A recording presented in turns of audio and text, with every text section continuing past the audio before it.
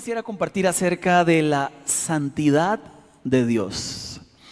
Y comencemos, Lucas capítulo 1, verso 49. Porque el poderoso ha hecho grandes cosas por mí, santo es su nombre. Salmo 99, 3, sea alabado su nombre grandioso e imponente. Él es santo.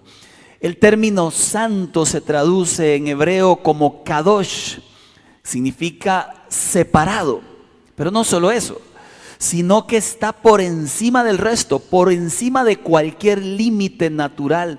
Es la perfección, es la majestad, es la justicia, y esto conlleva el rechazo absoluto al pecado. Es lo que está en contra de lo malo, del oscuro, del pecado. La esencia de Dios mismo es pureza, es todo lo que Él hace, es todo lo que Él es. Por eso la Biblia dice, Dios es santo y no hay otro como Él en toda la tierra ni en el universo. Es el único santo. Ahora, nuestro Dios no tiene ni una sombra de pecado. Dice Santiago capítulo 1, verso 13. Que nadie al ser tentado diga es Dios quien me tienta, y lo explica porque Dios no puede ser tentado por el mal.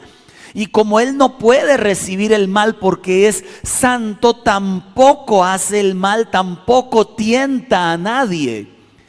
Este concepto, Señor, esto que me está pasando, ¿por qué tú lo haces? Dios no hace el mal, es bueno y santo. Súmele que además Dios nos llama a honrar su santidad viviendo nosotros en santidad. Dice la Biblia en Primera de Pedro capítulo 1 verso 15 y 16. Pero ahora sean santos en todo lo que hagan, tal como Dios, quien los eligió, es santo. Pues las escrituras dicen, sean santos, pues yo soy santo. Había una canción muy vieja que decía, y aplica, y la he cantado un par de veces, y decía, cuidadito tus ojitos lo que ven. ¿La recuerda? Siempre he dicho lo mismo, la escribieron para los niños, pero es para los grandes, para que sepa. Cuidadito. ¿Por quiénes somos los que pasamos viendo lo que no debemos? Bueno, usted no, pero en otras iglesias ocurre eso. Cuidadito tu boquita lo que habla. Cuidadito tus manitas lo que tocan, tus piecitos ¿dónde van? Tu boquita lo que canta, que le gusta la gasolina. Mire, ahí andan por la vida la gente sin cuidar sus vidas. ¿Sabe? Además, la santidad de Dios es un concepto tan serio, pero tan serio, que dice Éxodo capítulo 20 verso 7, y escogí esta versión, la Nueva Traducción Viviente, por la forma en que interpreta este versículo. No hagas mal uso del nombre del Señor tu Dios. El Señor no te dejará sin castigo si usas mal su nombre. Otra versión dice, no tomarás el nombre del Señor tu Dios en vano. Y estamos viviendo en una generación que pisotea en medio de la sociedad y la suciedad de este mundo el nombre de Dios. Se usa el nombre de Dios sin honor, sin reverencia, sin temor alguno, se desafía a Dios. Yo entiendo que alguien que no conozca a Dios haga chistes de Dios. Jamás entendería que un creyente lo haga. Porque no puede tomar el nombre de Dios en vano. Y lo toman en vano aquellos profetas que no lo son, pero creen que lo son. Y andan hablando en nombre de Dios cosa seria. Es decir, Dios ha dicho cuando Él no ha dicho nada. Yo siempre le digo a la gente, si usted siente de Dios algo, dígaselo a otra persona, pero dígalo con toda la claridad. Dios me dijo ABC, o dígale, esto es un sentir mío, no podría afirmar que fue Dios. Porque poner en mi boca palabras de Dios cuando Dios no ha dicho es un pecado grave. Quiero que sepan.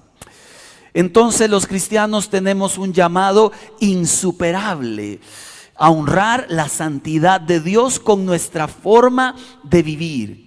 El rey David con su adulterio pues hizo que la gente hablara mal de la santidad de Dios.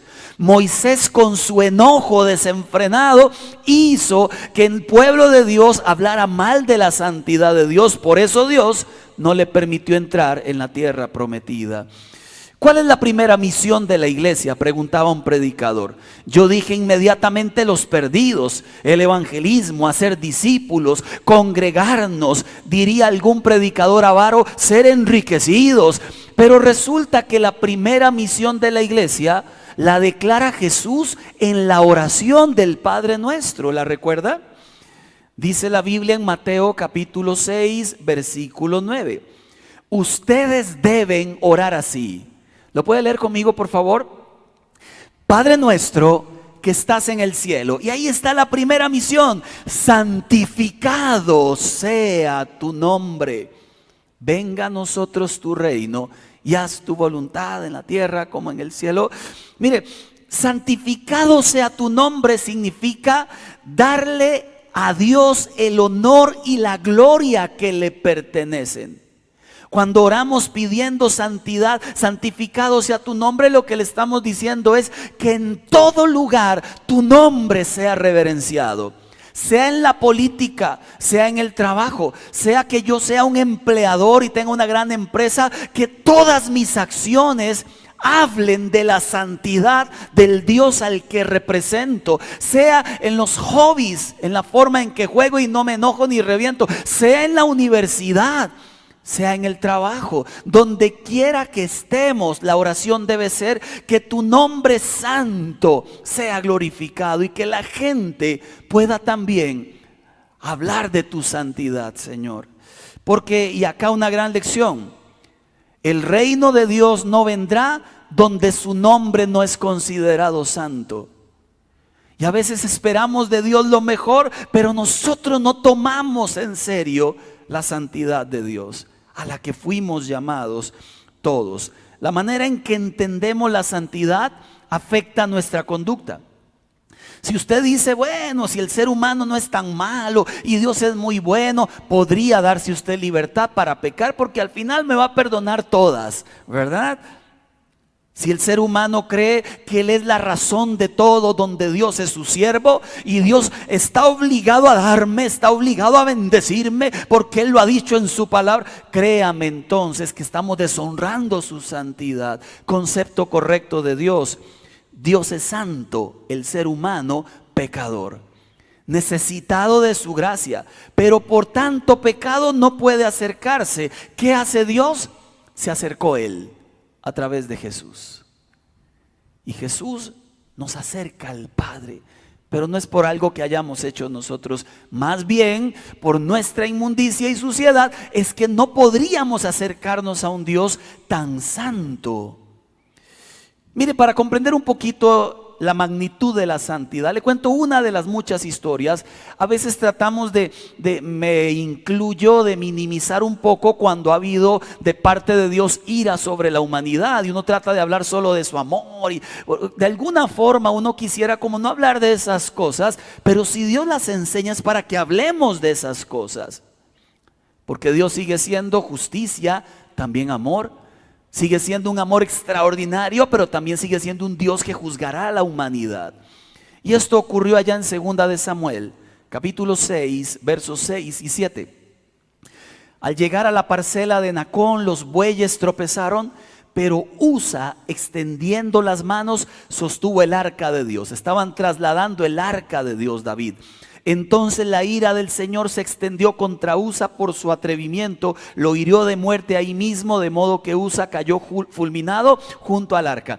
Uno lee una historia como estas y encontramos a un personaje, un levita llamado Usa, que pertenecía a los coatitas.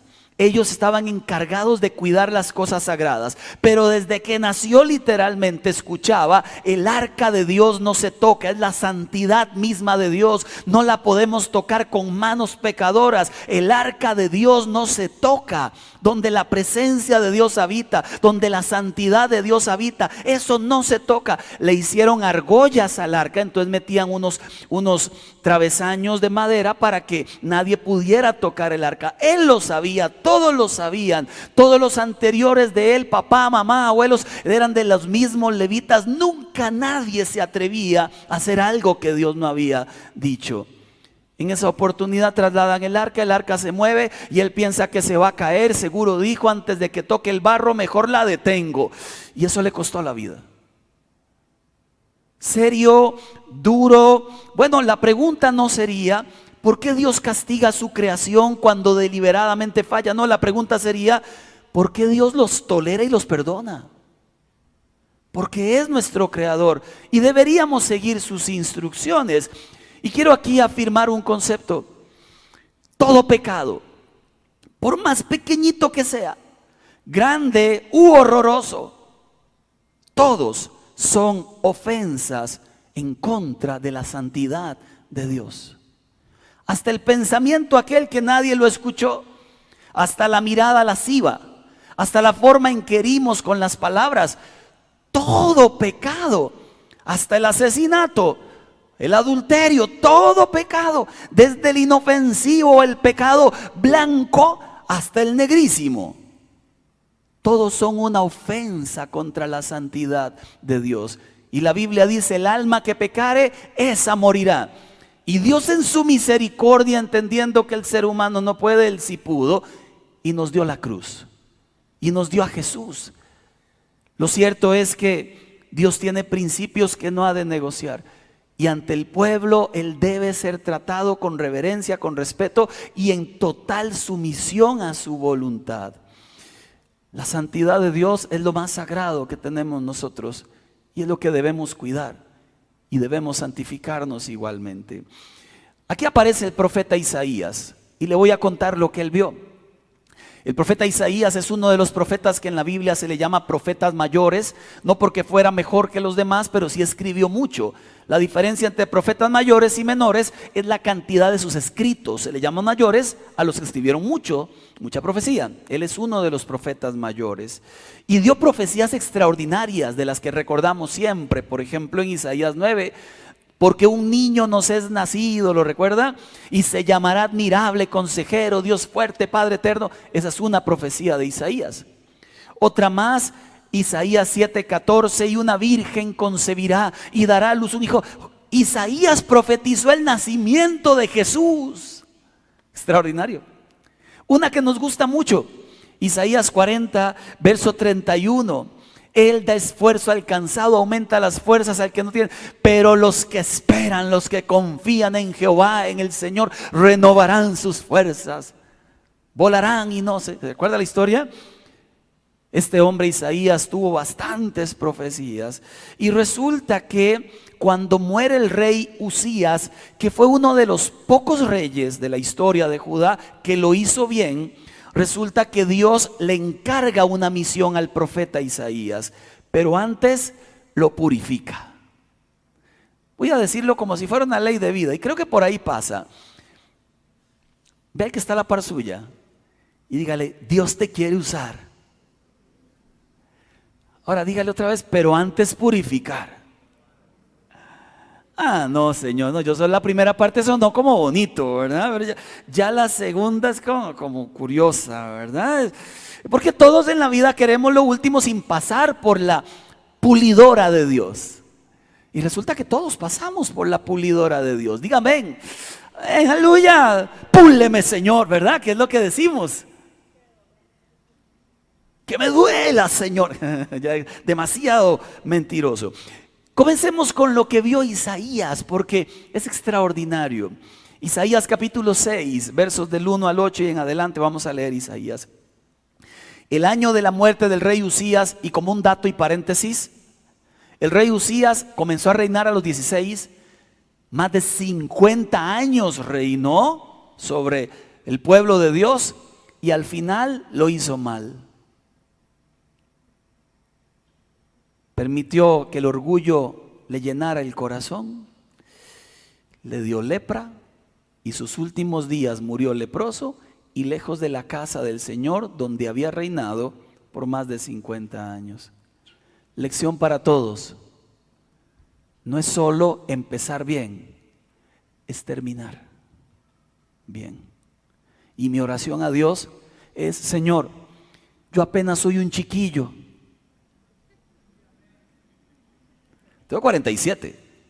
Yo sé que no es un chiquillo, pero si usted le pregunta a un señor de 95, va a decir que yo soy un chiquillo. No sé cuántos años más me quedan en el ministerio, si 5, 3, 1, 10, 20, no sé. Solo quiero que mi final sea mejor que mi inicio. Y la única forma en que mi final sea mejor que mi inicio es de rodillas, golpeando mi orgullo, golpeando mi vida. No hay otra forma de terminar la carrera con orgullo. No hay. Y cuando miro historias como la de Usías, echo para mi saco y le digo a Dios: Señor, no se trata de cuánto yo hoy pueda hacer bien, se trata de que termine la carrera. Se trata de terminar la carrera.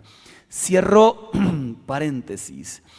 El año de la muerte del rey Usías, Isaías 6:1, dice Isaías: vi al Señor excelso, sublime, sentado en un trono. ¿Cuántos podemos darnos el lujo de decir algo como eso? Las orlas de su manto llenaban el templo, por encima de él habían serafines, cada uno de los cuales tenía 6 alas, con 2 de ellas cubrían el rostro, con 2 se cubrían los pies, con 2 volaban y se decían el uno al otro. Léalo por favor conmigo, 3, 2, 1. Santo, santo, santo es el Señor Todopoderoso, toda la tierra está llena de su gloria. Lo primero que dice Isaías es: lo vi. No sé si vio su rostro, si vio solo la silueta, pero él ve al Señor con un título supremo. En nuestras versiones modernas, por ejemplo, la Nueva Traducción Viviente, la NVI, generalmente ponen Señor.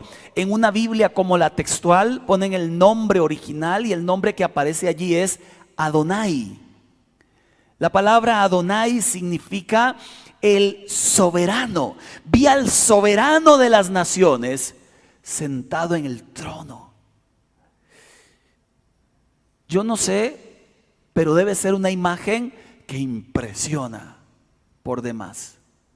El rey del universo sentado, listo para gobernar, o gobernando en realidad. Ya no ve a Usías, que había sido rey tantos años. Ahora ve al verdadero rey del pueblo de Israel, al Señor mismo en gloria. Dice la Biblia: excelso, sublime. Esto significa elevado sobre todos los demás tronos que puedan existir. Él es el rey, el único. Es tan fuerte esta santidad de Dios que Éxodo 34, 29 dice la Biblia que cuando Moisés descendió del monte Sinaí, traía en sus manos las 2 tablas de la ley, pero no sabía que por haberle hablado el Señor, de su rostro salía un haz de luz. ¿Puede verla? No imaginamos algo como eso. Pero Moisés estuvo en la misma presencia de Dios allá en el monte Sinaí, y esa presencia y esa santidad logró abrazar a Moisés. Cuando Moisés baja, no es consciente de lo que está pasando. Él no sabe que la misma gracia, santidad de Dios ahora la refleja su rostro, y cuando llega delante del pueblo no lo podían ver. Del rostro de Moisés salía la misma luz de Dios. Y se asustaron. ¿Qué es aquello?, decían. Dice la Biblia que cada vez que él les hablaba tenía que taparse la cara, porque ellos definitivamente no podían verlo. La Biblia enseña que el rostro de Dios y la majestad de Dios es como si vieras al sol directamente. ¿Usted se ha dado cuenta? Intente hacerlo como dinámica a mediodía, en un verano. Es imposible. Así de perfecto, así de sublime es nuestro Dios. En Él no hay absolutamente nada malo. Todo lo contrario. Y esta presencia de Dios produce temor reverente. Dice la Biblia en el verso 30 de Éxodo 34: al ver a Aarón y todos los israelitas el rostro resplandeciente de Moisés, tuvieron miedo de acercársele. Aquí le doy otro principio, creo que es importante. Cuando hablamos de la presencia de Dios, de la santidad de Dios, esto nos lleva a una idea de sentir bonito. Por cierto, una idea muy evangélica, no muy cristiana. ¿Cómo estuvo el culto? muy lindo, porque vieras cómo sentí. ¿Se le paró el pelo? Sí. Mire, fue una presencia. Y salieron las modas y los empujones y los soplados, y la gente que caía. Nunca en la Biblia se vio algo así. Cuando la presencia de Dios llegaba a un lugar, la gente temblaba, porque el Dios Santo ponía en evidencia el pecado del ser humano. Cuando la presencia de Dios llegaba a un lugar y la santidad de Dios se manifestaba, la única reacción del ser humano era caer de rodillas. Soy indigno delante de tanta majestad. No era sentir bonito, aunque a veces sentimos bonito. Pero la búsqueda de Dios no es para sentir bonito, es para glorificar al que vive y reina por los siglos de los siglos, dice la Biblia. Mire la perspectiva interesante. Éxodo no, Isaías 6:2. Por encima de él habían serafines. La Biblia explica que eran seres muy diferentes a nosotros, ni me voy a desgastar explicando qué significa cada cosa. Cada uno de los cuales tenía 6 alas. Lo que sí le digo es lo que hacían. Con 2 de ellas se cubrían el rostro, con 2 se cubrían los pies, con 2 volaban. La mayoría de los comentaristas dicen que cubrirse el rostro ante la majestad de Dios es lo mismo, es aquel respeto delante de la santidad de Dios. Recuerda cuando Dios le dijo a Moisés: quítate el calzado de tus pies porque el lugar que estás es un lugar santo. ¿Recuerda? Igual allá.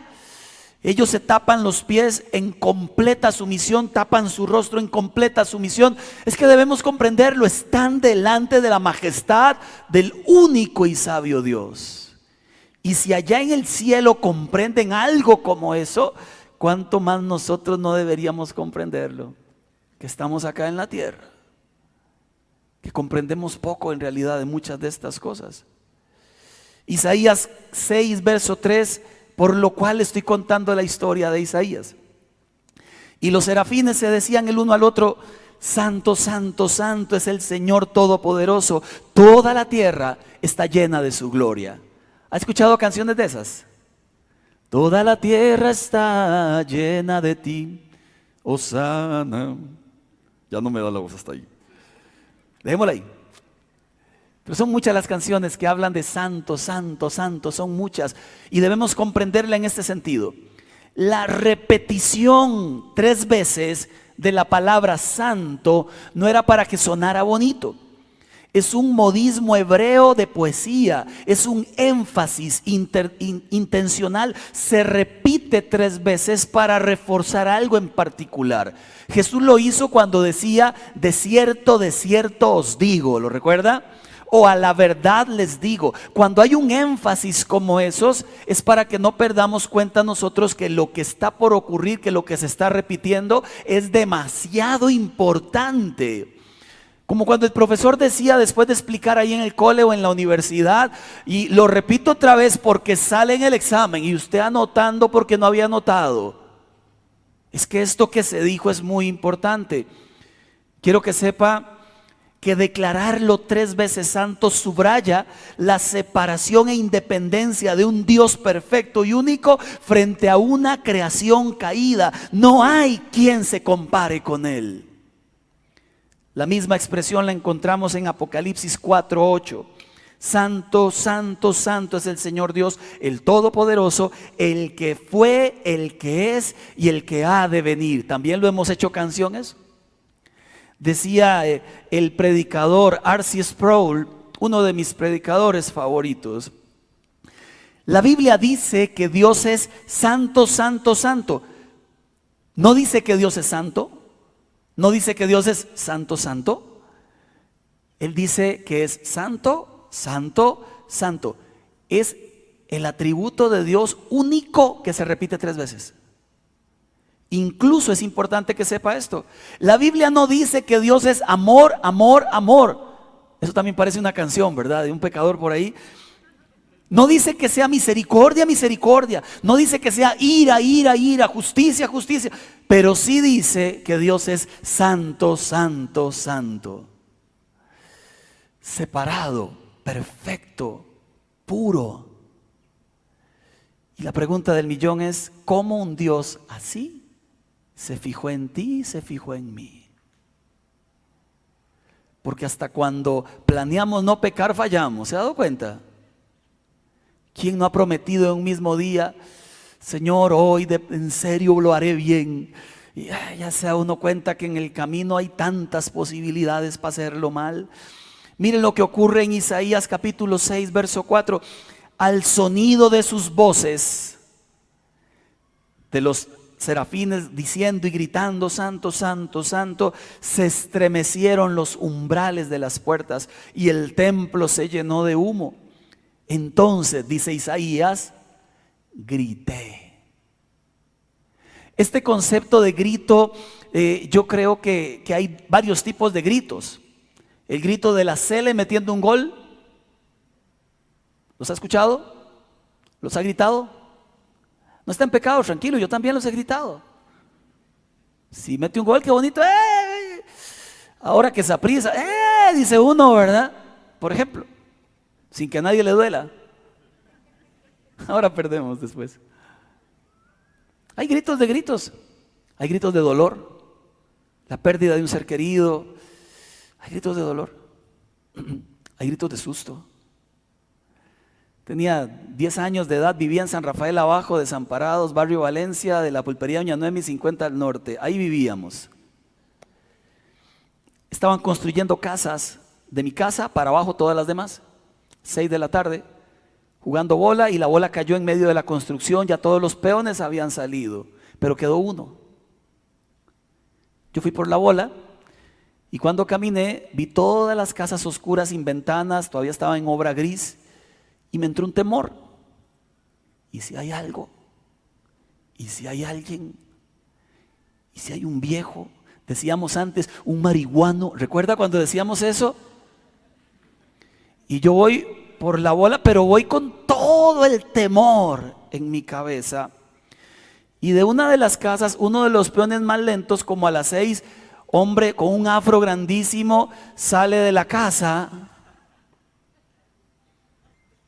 Me he lanzado un grito, pero sonó como así, así. Solté la bola y comencé a correr. El peón se rió y me dice, perdón, pero me dice, maecillo, ¿qué le pasa? Me dijo. El maecillo paró y estoy vacilando, le dije. Nunca olvido el grito desaforado por el susto. Quiero que sepa que el grito de Isaías es de terror.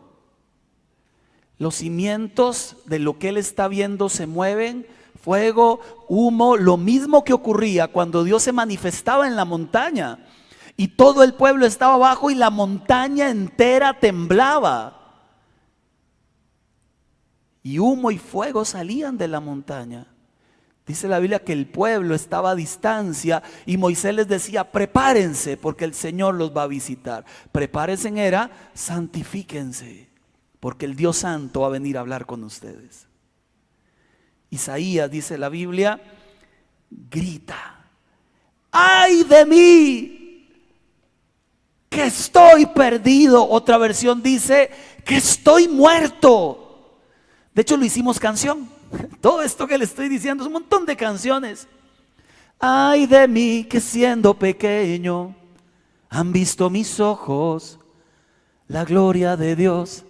Pero quiero que sepa que si la cantáramos como Isaías no sería tan lindo. Ay de mí. ¡Ah! Ese fue el grito de Isaías. Está asustado. Lo que está viendo es incomprensible. El movimiento de todo, el fuego, las columnas de nube que salen por todo lado, los cimientos se mueven mientras gritan los serafines, santo, santo, santo, el que reina por los siglos de los siglos. Es una imagen extraordinaria. Yo me pregunto qué pasaría si eso pasara acá. Y comienza el edificio a temblar y se escuchan las voces celestiales gritando, santo, santo, santo, y entra humo por todo esto. Yo creo que posiblemente diríamos lo mismo, ay de mí. Yo creo que caeríamos de rodillas entendiendo delante de quién estamos. ¿Sabe qué ocurre con este amigo Isaías? Grita: soy un hombre de labios impuros y estoy en medio de un pueblo de labios blasfemos. No obstante, mis ojos han visto al Rey, al Señor Todopoderoso. Cuando la santidad de Dios llega al ser humano, el ser humano tiembla. La presencia de Dios estremece todo. Me llama la atención que Isaías era el hombre más justo y respetado dentro del pueblo de Israel, pero cuando estuvo delante de la santidad de Dios, sacó lo que había en su corazón y dijo: soy un hombre de labios impuros. Traducción: soy un hombre de boca sucia. Y además vivo en un pueblo que son iguales a mí. Aquí ante la santidad de Dios descubro mi indignidad y mis pecados. Hablando solo de la boca, por ejemplo, la gente que rencorosamente habla acerca de alguien que le ha hecho daño. La gente que cuando está enojada maldice. La gente que trata mal a la esposa o al esposo o a los hijos con ofensas espantosas. La gente que irrespeta con sus palabras, la gente que miente y luego miente para tapar la mentira con la cual mintió, la gente que calumnia, la gente que desobedece a las autoridades y con su boca dice cosas horrendas, la gente hipócrita que con su boca dice una cosa pero su actitud es otra, la gente que cuando habla hace negocios fraudulentos con tal de ganarse un negocito, miente, dice, manipula. Isaías se encuentra así. Jesucristo lo dijo: porque lo que hablamos de por acá es lo que sobra aquí adentro en el corazón. Me señalé aquí y el corazón está aquí.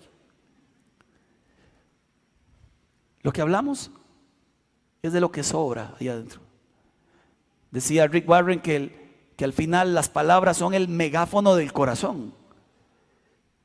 Isaías se descubre a sí mismo con un problema serio. ¿Cómo? Estoy delante del Dios Santo con mis labios impuros. ¡Ay de mí! Antes de continuar, me encontré un video que presentaron en Coronado hace muchos años atrás. Se llama ¿Lo conoces? Me impresionan las frases, me impresiona lo que dice. Y cuando lo veía no podía dejar de emocionarme y no podía dejar de sentirme pequeñito, diríamos en Costa Rica, pequeñititico ante tal majestad. Si lo tenemos, por favor.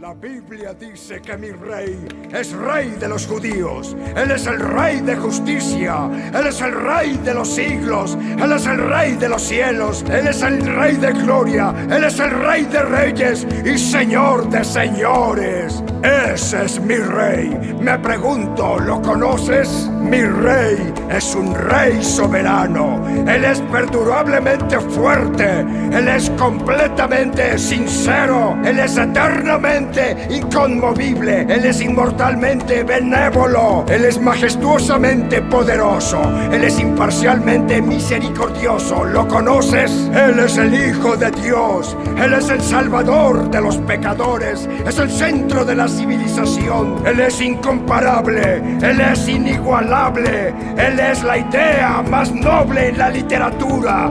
Él es la personalidad más elevada en la filosofía. Él es el milagro de los tiempos. Él es el único capaz de ser el suficiente Salvador. Me pregunto si lo conoces hoy. Él da fuerza al débil. Él se compadece y salva. Él fortalece y sostiene.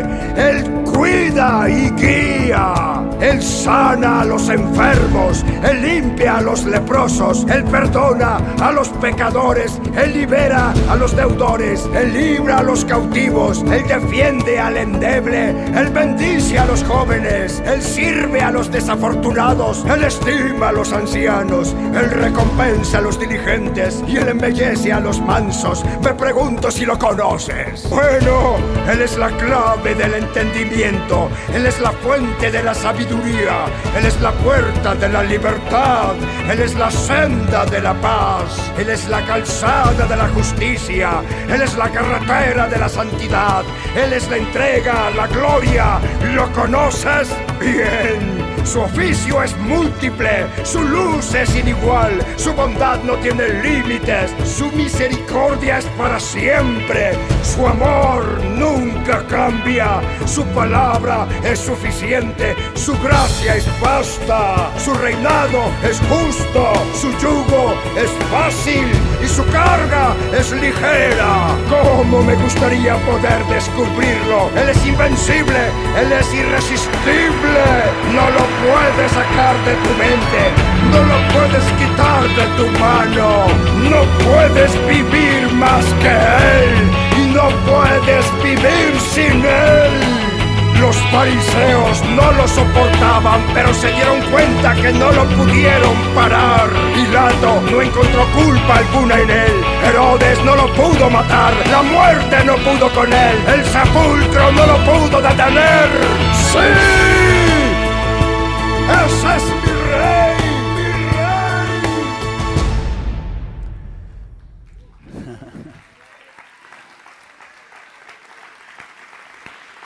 Ese es mi rey, termina diciendo el hombre. Isaías 6, verso 6, y voy terminando. En ese momento dice Isaías, después del grito, me siento muerto, me siento quebrado, estoy delante de la santidad de Dios. Voló hacia mí uno de los serafines. Traía en la mano una brasa que con unas tenazas había tomado del altar. Con ella me tocó los labios y me dijo, mira, esto ha tocado tus labios, tu maldad ha sido borrada y tu pecado perdonado. Una de las partes más sensibles del cuerpo humano es la boca. Y fue tomada una brasa del altar de Dios y tocó la boca de Isaías. Yo me hice la pregunta hacia mi vida, si tuviera que ponerme Dios una brasa a mí, ¿en cuál parte del cuerpo queda sin quemarse por Dios? Porque comprendemos que para la misión que Dios nos envía, primero nos purifica y quema aquello que estorba, que no es santo, que estorba su santidad. Adonai, el soberano, permitió que este hombre fuera tocado. Esto me recuerda Juan capítulo 2, verso 16.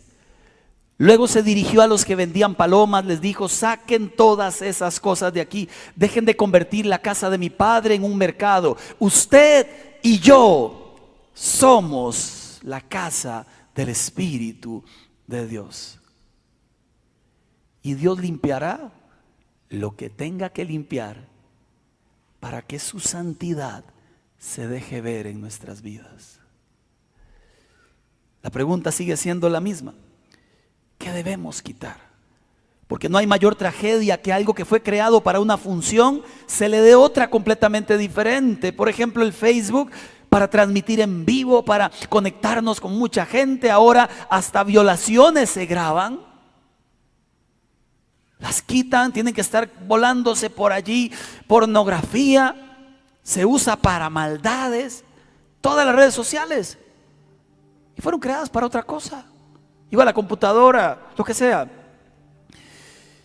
Lo cierto es que el Señor dice en Mateo 21:3, escrito está, mi casa será llamada casa de oración. ¿Y de eso se trata? Fuimos llamados a santificarnos porque Él es santo. Fuimos llamados a comprender de qué se trata la santidad del Señor. Y termino diciendo lo que dice Isaías también. Isaías 6, verso 8.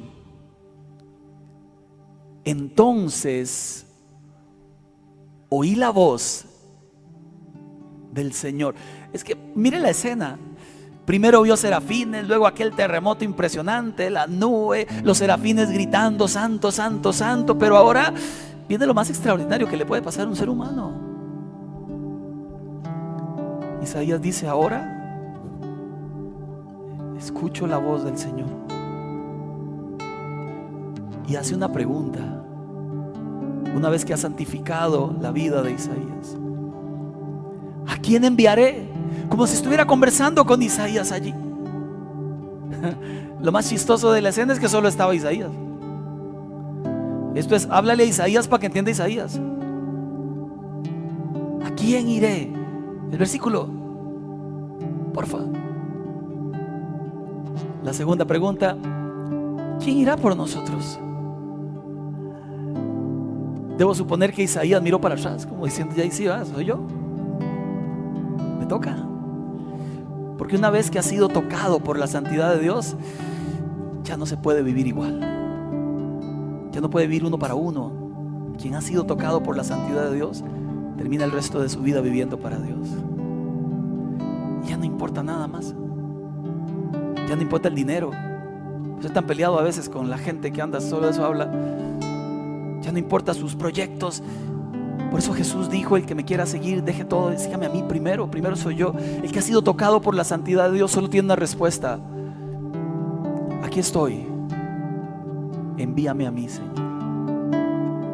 Ya has santificado mi vida, ya has santificado mi corazón.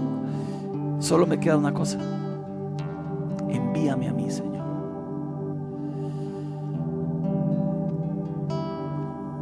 Dije termino hace rato, pero ahora sí termino. Dios va a usar a Isaías. Es el mismo Isaías, redimido, pero es el mismo. Dios te va a usar así como eres, redimido, pero sigue siendo el mismo. Estaba en México y creo que le había contado, me subí en un bocho, en un taxi. Muy linda la experiencia de los bochos, que por cierto no usan el asiento de aquí. Solo es el chofer y uno va en el asiento de atrás, caben solo 2 personas. Y me siento, el taxista, ¿dónde lo llevo? Cuando veo en el dash de su 8 todos los santos que pueden existir en el mundo. Ahí estaba Mahoma y Hare Krishna y un Buda y una Virgen y Jesús y la Santa Muerte. Estaban todos. Yo me subí y dije: Señor, agárrame confesado, Padre, porque asusta la escena. Demasiada cosa extraña ahí puesta en el dash. Yo le dije: brother, perdón, pero ¿y le funcionan? ¿Alguno le funciona? O sea, ¿por qué los pone ahí? Y él me dijo: yo todos los días me encomiendo a todos estos santos, ¿alguno me defenderá? Yo miro a Jesús, la imagen que ponen de Jesús, el de barba y qué sé yo, y le digo: pues sí, hay uno de ellos que es el único capaz de defender su vida, que es el único santo de verdad, que es el único poderoso. Tiene nombre, se llama Jesucristo el Señor.